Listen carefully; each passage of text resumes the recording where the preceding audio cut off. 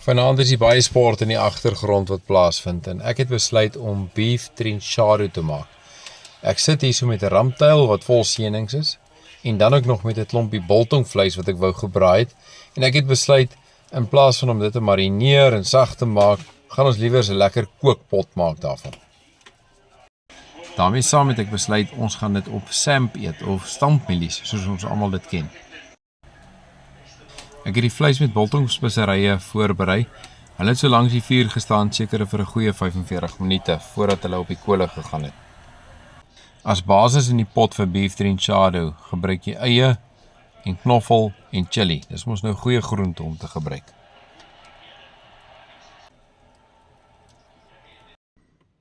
En dan kom die sous aan die beurt. Rooiwyn is 'n basis, balsamic vinegar, 'n paar stukkies beefstok wat ek daar ingooi, breinsuiker, hoe dan nou anders, laurierblare, gedroogde timie, bietjie allspice of wonderpeperkorrels en dan ook bietjie mosterdsaadjies.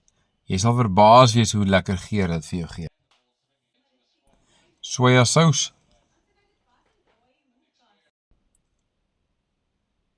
tomatiesous, dit werk goed. En dan ook van my immer gewilde koskarbonaatjie se chili jam.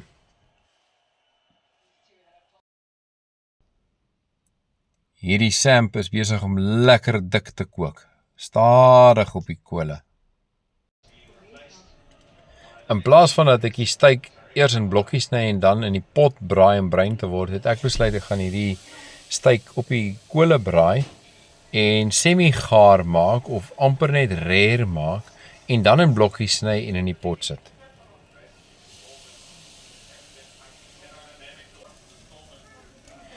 Toe die steak nou so rare gereed is, toe het ek dit uit afgehaal, weer in hulle sous gesit, dat hulle bietjie sous kan trek, en toe besluit om dit op te sny in blokkies. Hierdie blokkies vleis het ek binne in die sous gegooi wat ek gemaak het, en kyk net hoe lekker braai daai eie binne in hierdie vleis se sous nou, om in wag vir daai vleis om in te kom.